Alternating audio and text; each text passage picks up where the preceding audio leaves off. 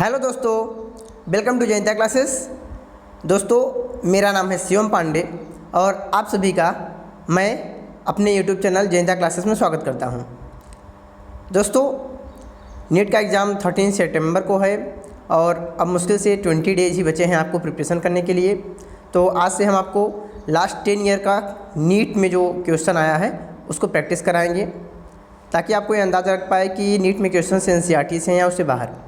मैं आपको बता रहा हूँ कि नीट में जो भी क्वेश्चंस हैं, अगर आप केवल 10 सालों को देखोगे तो ज़्यादातर 80-90% एनसीईआरटी से हैं। मतलब अगर 90 क्वेश्चंस आ रहे हैं तो 80 एनसीईआरटी से ही आ रहे हैं। अगर आप एनसीईआरटी को भी इस टाइम पे अच्छे से प्रिपेयर कर लो, आखिरी टाइम में एनसीईआरटी अच्छे से तैयार कर लो, तो आप 80+ क्वेश्चन सही कर सकते हो नीट के एग्ज़ाम में। अगर आपने हमारे चैनल को अभी तक सब्सक्राइब नहीं किया है तो इसे सब्सक्राइब करें और बेल आइकन को प्रेस करें, ताकि इस चैनल पर अपलोड होने वाले हर वीडियो की नोटिफिकेशन आपको मिलती रहे। तो आज के इस वीडियो में हम देखेंगे चैप्टर द लिविंग वर्ड कि लिविंग वर्ड से लास्ट 10 ईयर में कितने क्वेश्चन हैं।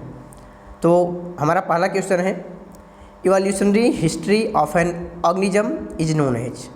किसी भी जीवित प्राणी का जो इवोल्यूशनरी हिस्ट्री होता है, उसका जो विकास वाला हिस्ट्री होता है, उसको क्या कहा जाता है। First option paleontology, second option ontogeny, third option phylogeny and fourth option ancestry. तो दोस्तों, करेक्ट आंसर है phylogeny. Evolutionary history of an organism is known as phylogeny. Next question, which one of the following is not a correct statement. NEET 2013 में आया था। 2013 से ही NEET UG की शुरुआत हुई थी। इससे पहले एआईपीएमटी और सीपीएमटी हुआ करते थे नीट की जगह पे, मेडिकल एंट्रेंस एग्जाम के रूप में।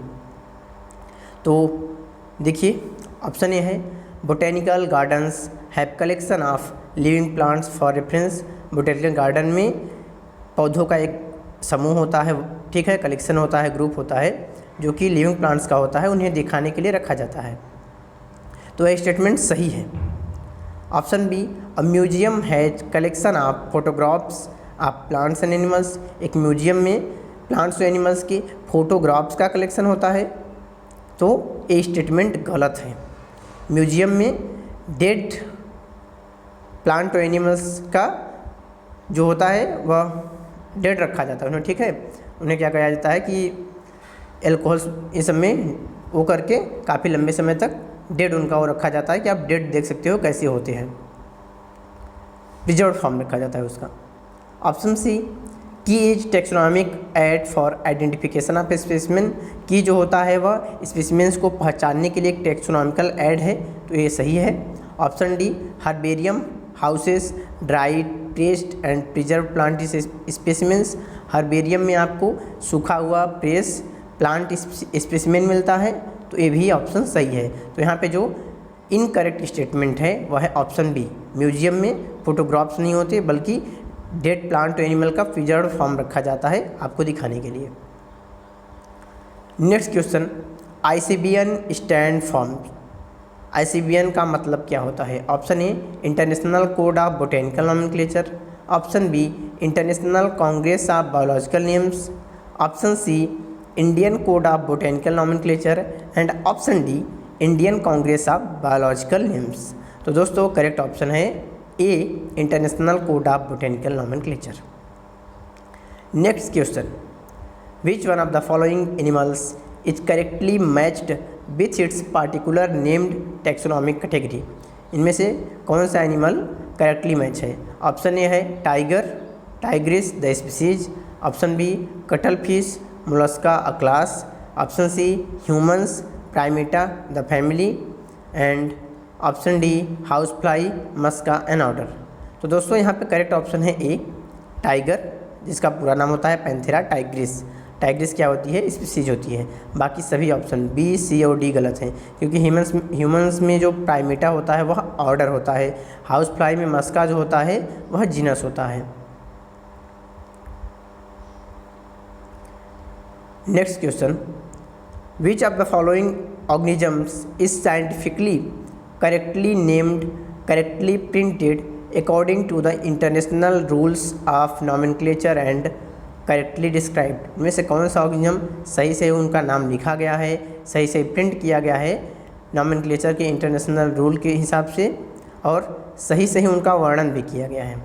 ऑप्शन ए है Musca domestica the common house lizard a reptile. तो दोस्तों ये गलत है। मस्का डोमेस्टिका जो होती है वह हाउस फ्लाई होती है, कॉमन हाउस फ्लाई होती है, ठीक है, तो ये गलत। Option B plasmodium falciparum a protozoan pathogen causing the most serious type of malaria. तो करेक्ट जो है वह ऑप्शन बी है, प्लाज्मोडियम फाल्सिपेरम एक प्रोटोजोआ होता है जो कि सबसे सीरियस टाइप का मलेरिया काज करता है, जिसको मलेरिया पीएफ भी बोलते हैं। ऑप्शन सी है Felis Tigris the Indian tiger well protected in Gir forest. तो गलत है, इंडियन टाइगर का जो सही नाम होता है वह पैंथेरा टाइग्रिस होता है। ऑप्शन डी है E coli full name Entamoeba coli a commonly occurring bacterium in human intestine. तो ई कोलाई से इस्चीरिया कोलाई होता है, न कि एंटमीबा कोलाई होता है, तो ये भी गलत है।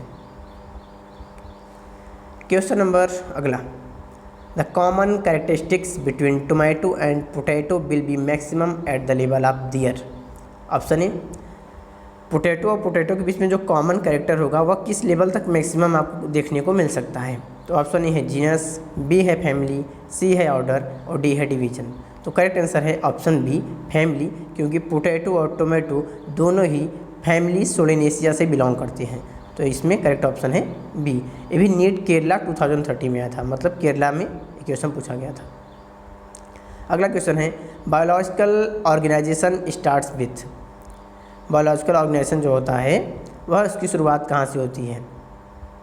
Option A cellular level, option B organismic level, option C atomic level and option D sub microscopic molecular level. तो दोस्तों करेक्ट आंसर है option D sub microscopic molecular level, क्योंकि बहुत सारे बैक्टीरिया और वायरस जो होते हैं वह सब माइक्रोस्कोपिक मॉलिकुलर लेवल पर ही होते हैं। अगला क्वेश्चन है विच one of the following aspects is an exclusive characteristic of living thing. Exclusive मतलब खास लक्षण है, इनमें से कौन सी चीज़ खास है जो कि लिविंग थिंग्स के अंदर देखने को मिलती है। तो ऑप्शन ए है isolated metabolic reactions occur in vitro. Vitro के अंदर जो आइसोलेटेड मेटाबॉलिक रिएक्शंस होते हैं तो वे लिविंग थिंग्स नहीं कहा जाते, रिएक्शंस लिविंग होते हैं, ठीक है। जो आइसोलेटेड मेटाबॉलिक रिएक्शन होते हैं विट्रो कल्चर के अंदर वे रिएक्शंस तो लिविंग होते हैं बट लिविंग थिंग नहीं होते हैं। Option B increase in mass from inside only.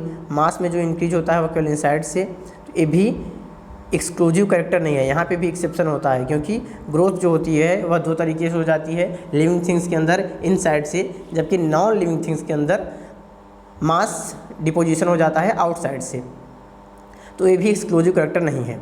Option C perception of events happening in the environment and their memory and option D increase in mass by accumulation of material both on surface as well as internally. तो दोस्तों correct answer है option C perception of events happening in the environment and the memory. उनके आसपास और उनके खुद की जिज्ञासा में जो भी घटनाएं घट रही हैं वो उसे महसूस कर सकते हैं, ठीक है। ऑप्शन सी करेक्ट आंसर है, 2011 में आया था।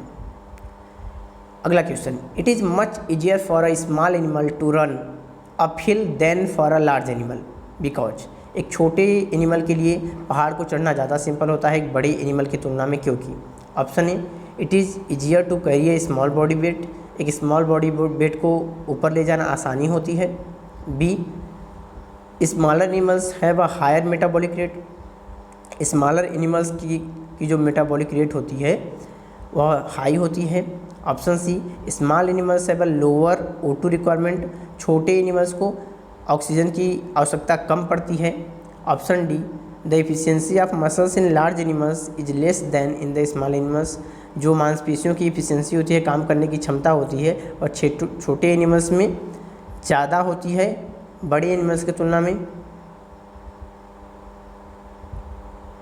तो यहाँ पे करेक्ट आंसर है ऑप्शन बी, क्योंकि जो मेटाबॉलिक रेट होती है वह इन्वर्सली प्रोपोर्शनल होती है बॉडी साइज़ के। मतलब जितनी ज़्यादा बॉडी साइज होगी उतनी कम मेटाबॉलिक रेट होगी, जितनी कम बॉडी साइज होगी उतनी ज़्यादा मेटाबॉलिक रेट होगी। तो जो छोटे एनिमल्स होते हैं उनकी बॉडी साइज़ कम होती है, मेटाबॉलिक रेट ज़्यादा होता है, एनर्जी का प्रोडक्शन ज़्यादा होता है, इसलिए वे पहाड़ वगैरह हाई प्लेसेस को बहुत आसानी से चढ़ जाते हैं।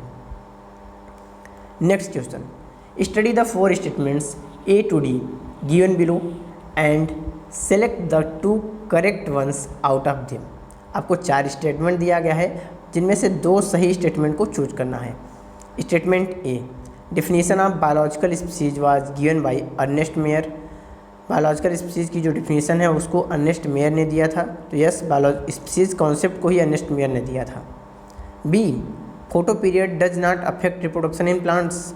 तो दोस्तों ये स्टेटमेंट गलत है। प्लांट्स के रिप्रोडक्शन में फोटो पीरियड का प्रभाव पड़ता है। C, binomial nomenclature system was given by R H. Whittaker. तो गलत है, binomial nomenclature system was given by Carolus Linnaeus. R H. Whittaker ने नहीं दिया था, ये गलत है। Option D, in unicellular organism reproduction is synonymous with growth. ये सही है। यूनिसेलुलर ऑर्गेनिज्म में एक कोशिका वाले जीवित प्राणियों के अंदर जो रिप्रोडक्शन होता है वो ग्रोथ के सिनोनिमस होता है, क्योंकि ग्रोथ जो होता है वो भी सेल डिवीजन के द्वारा होता है और यूनिसेलुलर ऑर्गेनिजम्स में रिप्रोडक्शन भी सेल डिवीजन के द्वारा ही होता है। तो रिप्रोडक्शन क्या होता है, ग्रोथ के सिनोनिमस होता है, समान होता है। तो जो करेक्ट आंसर है ऑप्शन ए है, फर्स्ट है ए एंड डी, सेकंड है ए एंड बी, थर्ड है B and C and fourth है सी एंड डी। तो करेक्ट आंसर है option first A and D. Option A सही था और डी सही था। अगला question, match column first with column second for house fly classification and select the correct option using the codes given below. House fly जिसको मस्का domestica कहा जाता है उसके क्लासिफिकेशन के लिए सही मैच करिए। तो पहला ऑप्शन है ए, फैमिली। हाउस फ्लाई की फैमिली क्या होती है, तो फैमिली होती है मस्टिडे, ठीक है, मस्टिडे। बी, ऑर्डर, ऑर्डर होती है डिप्टेरा। सी, क्लास इंसेक्टा होती है और डी, फाइलम आर्थ्रोपोडा होती है। तो करेक्ट जो आंसर है वह है ऑप्शन थर्ड, ए का थर्ड, बी का फर्स्ट, सी का फोर्थ और डी का सेकेंड। अगला क्वेश्चन है, the label of a herbarium seat does not carry information on. जो हर्बेरियम सीट होती है उसमें कौन सी इन्फॉर्मेशन नहीं होती है, जैसे option A local names, option B height of the plant पौधे की ऊंचाई, option C date of collection किस डेट पर उसको कलेक्ट किया गया and option D name of collector जिसने कलेक्ट किया उसका नाम। तो करेक्ट आंसर है option B height of the plant. जो हर्बेरियम सीट होती है उस पर हाइट ऑफ द प्लांट नहीं लिखा जाता, क्योंकि प्लांट है वो नेचुरल कंडीशंस पे डिपेंड करता है कितना ग्रो कर जाएगा। हो सकता है आप किसी पौधे का छोटा सा कोई किसी छोटे पौधे से जाके पत्ती तोड़ लो, ठीक है, अभी जो छोटा है बाद में वही बड़ा हो जाएगा, इसलिए height of the plant matter नहीं करती। तो हर्बेरियम सीट पर उसकी इन्फॉर्मेशन को कैरी नहीं किया जाता है। अगला क्वेश्चन है, nomenclature is governed by certain universal rules, which one of the following is contrary to the rules of nomenclature. जो नॉमेनक्लेचर होता है, ठीक है, बायनॉमियल नॉमेनक्लेचर, वह उसको कुछ निश्चित नियमों के द्वारा पालन करके लिखा जाता है, ठीक है, किया जाता है। तो इनमें से कौन सा ऐसा है पॉइंट जो कि उसके विपरीत है, विरुद्ध, ठीक है, जो उससे मैच नहीं करता। तो फर्स्ट है biological names can be written in any language. क्या बायोलॉजिकल नेम्स को किसी भी लैंग्वेज में लिखा जाता है? तो मेरे हिसाब से यही गलत है, क्योंकि बायोलॉजिकल नेम्स को हमेशा ग्रीक या लैटिन लैंग्वेज में ही लिखा जाता है, क्योंकि ग्रीक या लैटिन लैंग्वेज जो है वे डेड लैंग्वेज हैं। इनमें अब आगे फ्यूचर में कभी भी कोई परिवर्तन या कोई चेंज नहीं होने वाला है। इस वजह से बायोलॉजिकल नेम्स को ग्रीक या लैटिन में लिखते हैं, किसी भी एक लैंग्वेज में नहीं लिख सकते हैं, ठीक है, किसी लैंग्वेज में नहीं लिखेंगे। सेकेंड ऑप्शन है, the first word in a biological name represents the genus name and the second is a specific epithet. Biological name में जो पहला वर्ड है वह जीनस को रिप्रेजेंट करता है, जबकि जो दूसरा होता है वह स्पेसिफिक एपिथेट को रिप्रेजेंट करता है।